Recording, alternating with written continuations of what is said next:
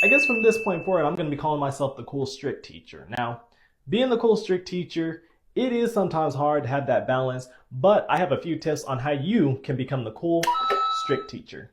Number one, expectations and procedures. You probably hear this all the time, but it is so true. You have to have those expectations and those procedures down. You need to know how you want your classroom to run. You need to know how you want your students to do things. That first week of school is a time where you should be getting those expectations and procedures down.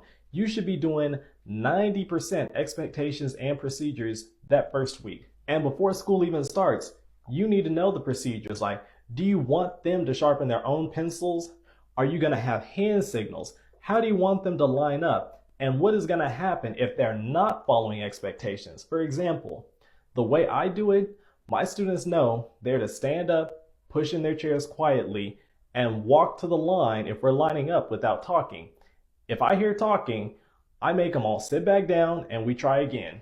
If we have to try again 3, 4, 5, 6, not going to say the other one times, that's just what's going to happen. Second, following through. Do not ever make an empty threat. Do not say something that you know you cannot follow up with, because they're going to catch on to that quick and they're going to take advantage of that. And third, be consistent and stay on them. You may have seen the meme or heard the thing where older teachers say, oh, you have to be mean until Christmas. You don't necessarily need to be mean, but you have to be consistent and you have to be what some might call strict. If they're not following expectations, you give those consequences every time. If you need to make them try something again, try to line up again, you make them line up again as many times as needed. And as the year goes on and they see that you mean business, a lot of the times you won't need to make them line up again. They'll already know, they'll get it. And then as far as me being the cool part of the cool strict teacher, just relatability. Like, I say so much the little brain rot vocabulary, as I like to say, like the cap and the they don't love you like I love you. I use that as an attention getter. We listen and we don't judge when a kid says something really weird or out of pocket per se. So a lot of that attributes to me being young, which if you know their little vocabulary and you know how you can incorporate it, or maybe you want some tips on how to incorporate it, I'm the person to ask. I can give you tips and I can make another video, but hope you enjoyed this video on some tips of how to be the cool strict teacher. If you have any more questions or if you have anything else you would like to share, definitely share. Please like and subscribe for more content like this, and I'll catch you on the next video. Peace. If your classroom's feeling chaotic, even though you're constantly searching the internet for better classroom management techniques and you're constantly trying to implement them and things just still aren't changing, I can guarantee you're not doing this one thing. You are not implementing and holding kids to crystal clear routines, and I can almost guarantee it. Because I used to not do this either. To get an idea of what routines should be in place for your class, write a list of every time there's a transition in your room. And this will include everything from a cognitive transition to a physical one. I'm going to put some examples of cognitive transitions you can pause to read, and some physical transitions you can pause to read again. If you come up with this list and you're like, there's no way I have time to teach kids all these routines they should already know anyway, yes, you can. Transitions make up most of your day in the classroom. So not making expectations clear for each of them and not holding kids accountable for following them is exactly where your classroom management is literally falling apart. When you assume kids know how to behave because they're older and should know, you're also assuming that every teacher they've had before you has the exact same expectations and routines as you. And we both know that's not true because teaching styles exist. So how do you teach kids what you expect then? The exact same way we teach content. You're going to model, you're going to practice, and we're going to do it again. How do I want this group sitting at this table to transition to their next station? I'm going to physically show you. I'm going to model it. I'm going to have you practice in a low stakes environment where that's all we're doing is practicing the transition. And if you don't do it right, we're going to do it again until we do. When we think about more of a cognitive shift, let's say kids are just having a small group discussion and now you need the volume to be quiet, you are going to model what that's like. You're going to model what happens. Have another kid ring the bell or clap their hands or count down or whatever your signal is for kids to stop talking. You're going to show them. You're going to act as if you are a kid. Then you're going to have the class try it. They're going to practice. And if they don't do it right, they're doing it again. And we're not implementing a system that will reward following expectations. Their expectations, they have to be met. And if you don't make that clear, they will not be met. So this is not the most fun part of teaching, but if you get this down, your classroom will calm down and you'll be able to do all the fun things you've been dreaming about eventually. So make your life easier, set these routines, know that it won't be fixed in a day, but know that you're going to unlock a new freedom to be able to get done what you want to in your classroom. And follow for more because I got a bunch. Okay, now that some of you guys are going into the second week of school, I wanted to talk about expectations and follow through. So the first week of school is kind of like that honeymoon phase where the kids, in most cases, are coming in, they're following all the directions, life is good, but then starting week 2, some of the behaviors start bubbling to the surface. And I just wanted to say that that is a very normal. That is kids kind of like testing the boundaries. They want to see what can they get away with? What are you going to do if they start to, break some of those expectations? And like this person commented, it is so important. And I am talking to my younger self, like I wish I would have done this, is you have to stop and re-go over those expectations. So let me give 3 different examples in how I would approach them. Okay, scenario number 1, and this is actually an expectation that I have from my students. So when they come into my class, I always have the warm-up projected on the board, and then they're expected to go to their seats and immediately get going on the warm-up. So maybe the day before, I noticed that several students, when they came into class, they were talking with their friends, they were distracted, and they didn't get going on the warm-up. And this led us to be kind of behind track for the rest of the class. So I might bring it to the kids' attention and I might be like, hey, yesterday I noticed that this happened. Can somebody remind me the expectations for when we come into class? Have a volunteer from the class share, and then you would say, awesome. Okay, so going forward tomorrow, I'm going to be looking for that. And remember, we're going to be coming into class. You're going to get going on the warm-up. And this makes it so that we can complete our lesson, that you get tons of class time to get your assignment done, and it makes it so that you don't have any homework. So you don't have to do that explanation part, but I like to tell them exactly why the expectation is what it is and how it affects them. Okay, scenario number 2. So another expectation I have for my students is that while I am up in front of the class, or anybody's up in front of the class, that they refrain from using the electric pencil sharpener. It is very loud, it's very disruptive, and so I ask that they wait until the end of a lesson, or they can pull out and use their personal one because that would be quiet at their desk. And so maybe yesterday during the lesson, 2 students at 2 different times got up and sharpened their pencil right in the middle of the lesson, and you didn't stop and you didn't say anything. So probably what happened is that first student got up and they know that it's an expectation, but so they do it and you didn't say anything.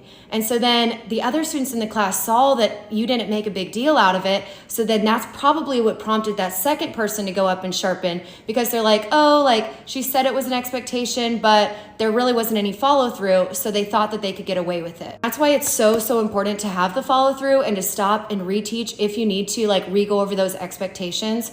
I was going to do a 3rd scenario, but I'm running out of time for this video. So let me know if you want me to make a part 2. The holy grail of classroom management strategies. My name's Patsy Morgan, and if you want great teaching strategies, go ahead and hit that follow button. This is a 3-step process, and I promise you it works like a charm.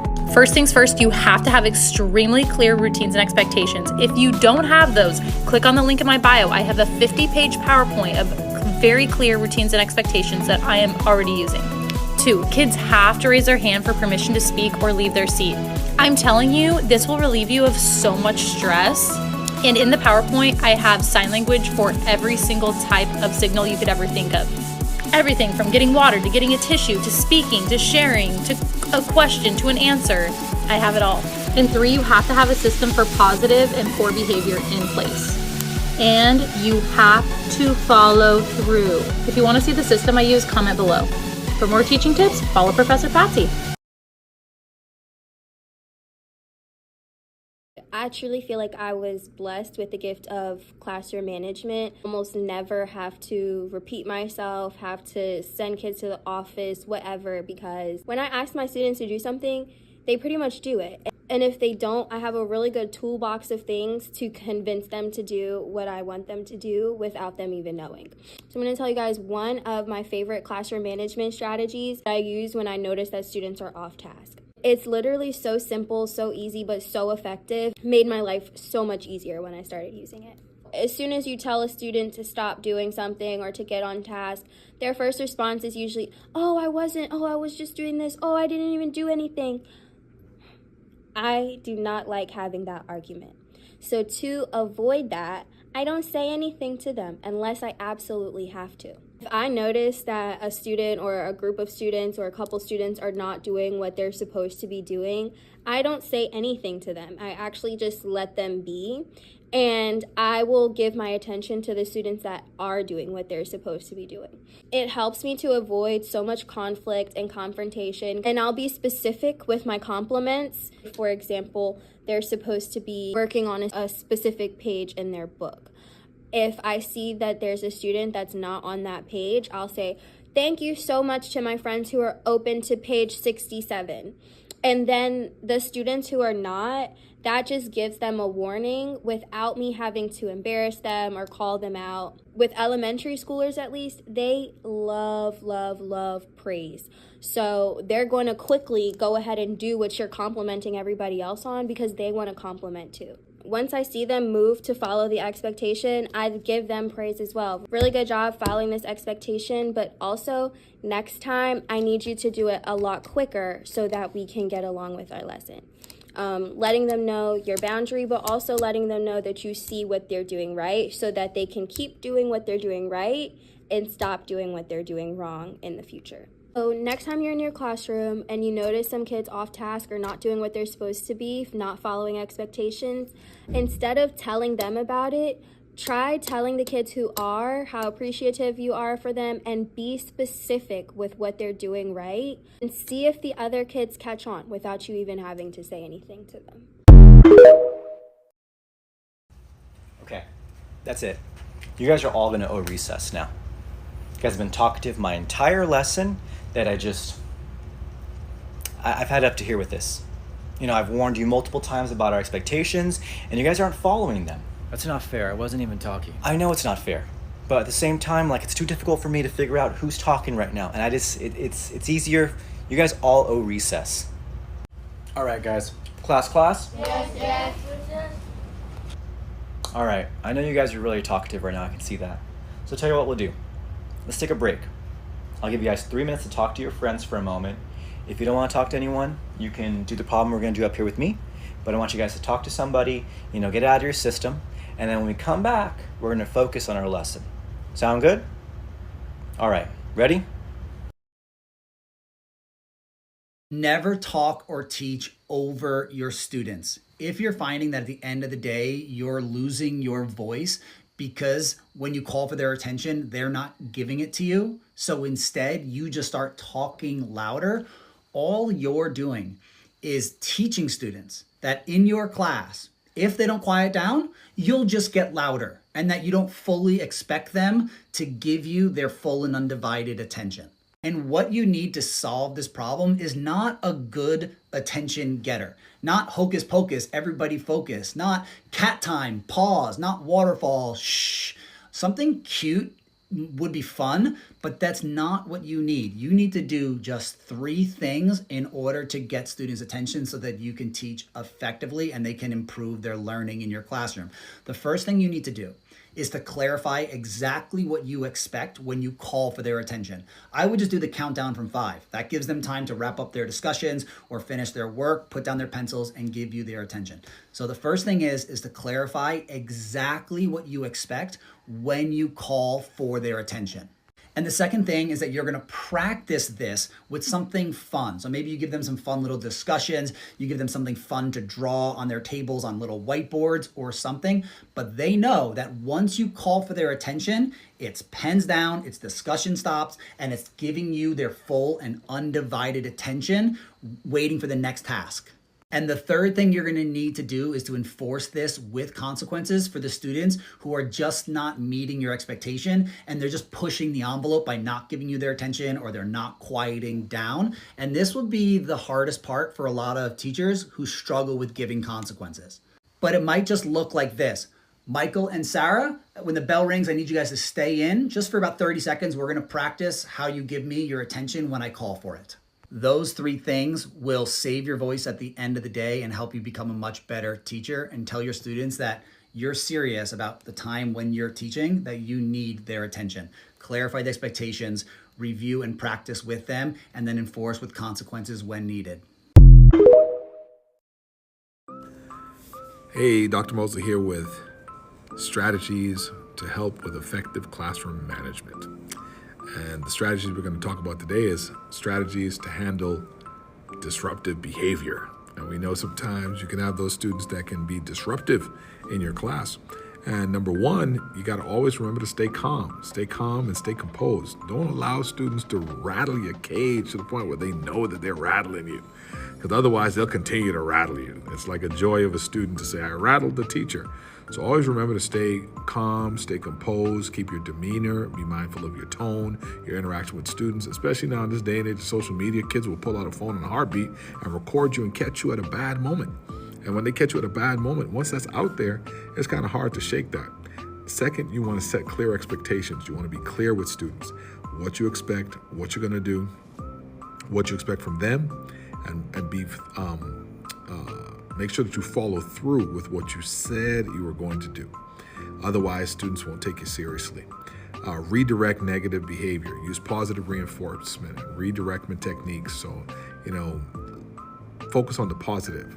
Focus on the things that you want to see. I forgot the author. He said, what gets rewarded gets done. So, kids love praise. And so when you start focusing on those students that are doing the right thing, chances are a lot of other students will start following suit and they'll start following in that direction. Use proximity and nonverbal cues. So if you have some students that are being off task, you can simply walk over to them, And what I found as a teacher in my experience is that just walking over to a student, walk in that general direction, students pretty much know how to redirect their behavior. And then finally, engage in restorative conversations. So what that means is, ask students to reflect upon their behavior. Students that may be off task, you can pull them outside, have a conversation with them, and just say, let's think about your behavior. Let's think about how can we redirect that so that you can have a positive interaction in class and contribute to today's discussion. Well, I'm Dr. Mosley with Equipped Educators International. I hope this was beneficial to you, time well spent, and I hope that it was helpful to you in your teaching practice. If you have any other suggestions, you can put them in the comment section. Share this with at least 3 other educators that you know, and you can subscribe and like and share and all the other good stuff. I just want to help people be the best teachers that we can be. Have an awesome day. Okay, guys, if we don't quiet down, I am taking a point away. I will take a point away if we don't Guys, can we quiet down, please? Please. I've asked you so many times. Please, can we quiet down, please? Class, that's a little bit too loud. I'm going to take a point away. Quiet in 3, 2, 1. Thank you. I'm going to take a point away just because we are a little bit too loud. We can't get above a level 2. Please give me this signal if you feel like you're ready to go back to work. Thank you. I told you to stop talking. Now, I'm not the one to play with today. Try it one more time. Teachers, now this is a great way of being assertive. We want students to know that we're firm and we mean business, but sometimes we can become overly aggressive and borderline threatening. So in order to really help with the de-escalation model and not to get in a power struggle with students, let's change our words up to focus on what we want students to do. So this is how I would handle that situation. Anthony, let's be quiet and get to work. And if that still doesn't work, you can remind them again. Anthony, I said let's get to work and let's be quiet. Again, we're focusing on what we want the student to do. Again, not telling them to stop, stop, stop. Because all they hear is the last part. So if I say stop talking, all they're going to hear is talking. Try this and let's see your students be a little bit more compliant to your directions.